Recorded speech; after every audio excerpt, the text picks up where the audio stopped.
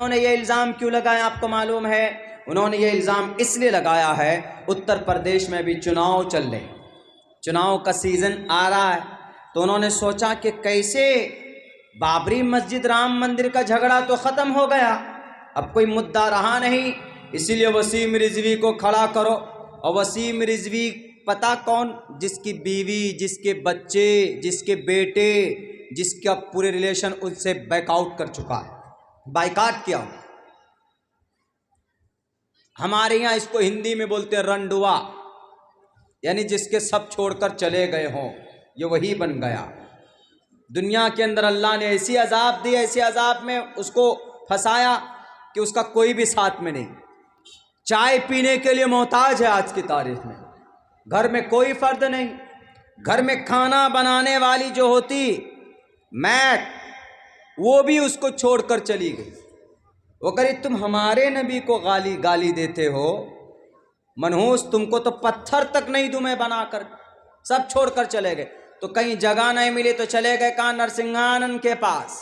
वही जो अनाप शनाप बकते रहते, वही कहते हैं कि ऐसा होने वाला, वैसा होने वाला, सन 2022 में हिंदू राष्ट्र बनेगा, इन मदरसों में ये मदरसों में दहशतगर्द तैयार हो रहे हैं, ये तलवार वाले, ये इस तरह के अनाप शनाप बकते रहते हैं। वही है, उन्हीं के पास चले गए और उनको जाकर को वसीयत की कि नरसिंहानंद जी, मैं मरूंगा तो मेरे बीवी बाल बच्चे तो है नहीं, दफन तो करेंगे नहीं, वो लोग मेरी लाश को खामखा जानवर खाएंगे, चील कौवे खाएंगे, तो इसीलिए काम कीजिएगा, जब मैं मरूं तो फट से हमारी लाश को जला दीजिएगा।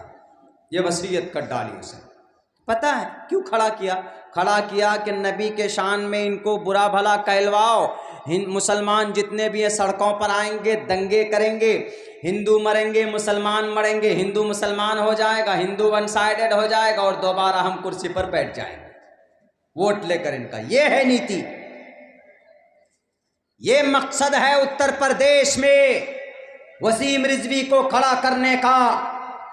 वरना अल्लाह के नबी अलैहिस्सलाम ला यरहमुल्लाहु मन ला यरहमुन्नास, अल्लाह के नबी का पैगाम, कह लोगों जो इंसानों पर रहम नहीं करता अल्लाह उस पर रहम नहीं करता। कितनी प्यारी बात है नबी की। अल्लाह does not show the mercy on those who do not show the mercy towards the fellow Muslim. ला यदखुलुल जन्नत मन ला यअमनु जारुहु बवाइक़हु। हमारे नबी ने कहा अगर पड़ोस में कोई आदमी तुम्हारा मुसलमान है, गैर मुस्लिम है, जैन है, बौद्ध है, क्रिश्चियन है, यहूदी है, कोई भी है, अगर वो भूखा रहता है या अगर वो तुम्हारी अजियत से, तुम्हारे जुल्म से परेशान रहता है, किसी का पड़ोसी, तो वह आदमी जन्नत में नहीं जाएगा। ला यदखुलुल जन्नत मन ला यअमनु जारुहु बवाइक़हु। है किसी दुनिया के अंदर किसी विद्वान का यह पैगाम, अगर पड़ोसी चाहे कोई भी हो, अगर मुसलमान का पड़ोसी मुसलमान के जुल्म से परेशान रहता है तो यह मुसलमान जन्नत में नहीं जाएगा। हमारे नबी ने कहा अपर्सन, साफ लफ्जों में कहा, will not enter the paradise whose neighbor is not safe from his cruelties। अगर किसी आदमी का पड़ोसी उसके जुल्म से महफूज ना हो, उसको तकलीफ देता हो, गाली देता हो, परेशान करता हो, तो मेरे नबी ने कहा क्या हुआ, मुसलमान है तुम, तो नमाज पढ़ता, लेकिन पड़ोसी को तुम दिक्कत में डालता है जी, तो तुम जन्नत में नहीं जाएगा, बिल्कुल नहीं जा सकते।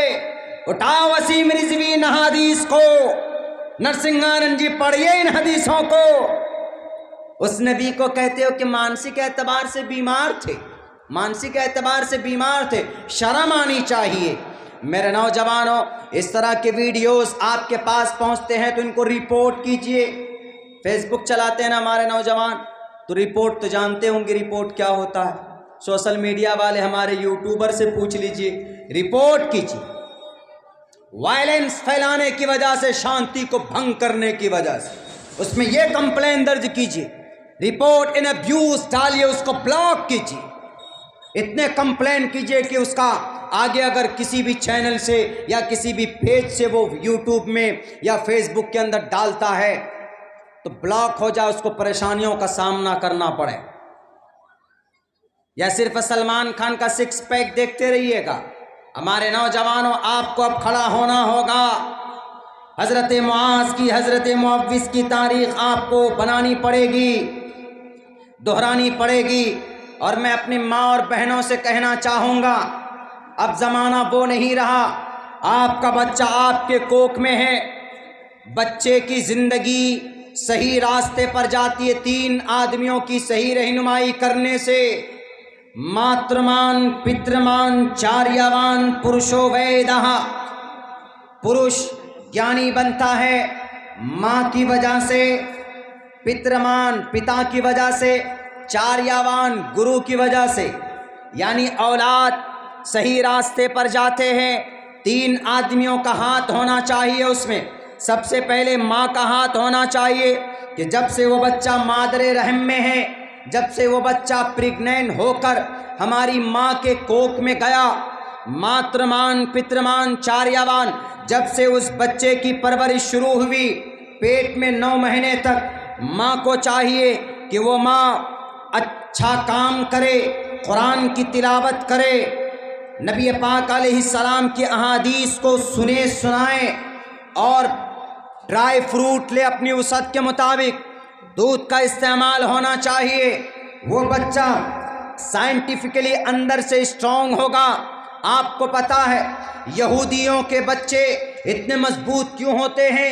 यहूदी दुनिया की जलील तरीन कौम है, लेकिन आज की तारीख में पूरी दुनिया में सबसे ज़्यादा मजबूत कौम अगर कोई है तो ये यहूदी। 60% मल्टीनेशनल कंपनीज यहूदियों के, कॉस्मेटिक के सारे प्रोडक्ट तैयार होते हैं कहाँ पर? मल्टीनेशनल, ये यहूदियों के कंपनीज में। यहूदी मुल्क इसराइल को वजूद में लाया। 6 लाख यहूदियों को हिटलर ने गैस के चैम्बर में मार दिया था। जर्मनी में 17 साल तक यहूदियों को वहाँ के बादशाहों ने 17 साल तक जेल के अंदर रखा। लेकिन आज पूरी दुनिया के अंदर सबसे ज़्यादा ताकतवर कौम कोई है तो वो यहूदी।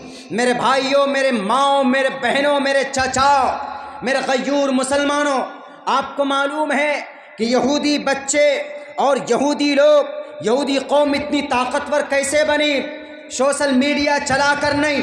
आप फेसबुक चलाओ, फेसबुक का फाउंडर कौन? एक यहूदी है, मार्क ज़करबर्ग। आप व्हाट्सएप को वजूद में कौन लाया? एक यहूदी लाया। हॉलीवुड, टॉलीवुड, बॉलीवुड किनके इशारे पर चलता है? हॉलीवुड फिल्म इंडस्ट्रीज का सबसे महंगा एक स्टूडियो 300, 400, 500 मिलियन में जाकर उनकी एक पिक्चर बनती, पूरी दुनिया में रिलीज करते हैं। वो किनकी बनाई हुई? किनका है ये? यहूदियों का है। दुनिया के अंदर फूड्स, जूस और जितने भी ड्रिंक्स हैं, Coca Cola, Pepsi, Thums Up, Sprite, किसके हैं ये कंपनीज? ये सारे के सारे यहूदियों के। एक ज़माने में ये यहूदी गुलामी करते थे, just right now and this time they are very very strong. They spread in entire world, पूरी दुनिया में अपने प्रोडक्ट लॉन्च किया। तो एक डॉक्टर ने तहकीक की कि यहूदी इतने कैसे मजबूत हो गए, कहाँ से ताकत आई? तो उन्होंने रिसर्च किया। जब रिसर्च किया तो बात ये सामने आई कि यहूदी जो होते हैं, उनकी माँ जो होती, उनकी माँ, जब यहूदी बच्चा पेट में जाता है, पेट में जब उसका हमल ठहरता है तो उसकी माँ दुनिया की सारे काम को छोड़कर अपने उस बच्चे की सही परवरिश के लिए, उस बच्चे की नश्व नुमा के लिए, उस बच्चे के दिमाग को स्ट्रॉन्ग करने के लिए वो यहूदी औरत ड्राई फ्रूट्स लेती, काजू, पिस्ता, बादाम, दूध इस्तेमाल करती, केले खाती। उसके बाद दूसरे नंबर पर वो यहूदी औरत पढ़ती हैं, स्टडी करती, मैथ के सवालात हल करती, गणित हिसाब किताब करती, हिसाब से मैथ से माइंड शार्प होता, और अपने ओल्ड टेस्टामेंट को, अहद जदीद को, अहद कदीम को पढ़ती हैं। वो ज़ोर ज़ोर से पढ़ने की वजह से, ज़ोर से पढ़ने की वजह से उस बच्चे के कोख में, जो बच्चा पलता है उसके कोख में, उसके दिमाग में असर होता है और वो बच्चे की नश्वनमा हो जाती है, वो बच्चा आगे बढ़ता है। ये बात सामने आई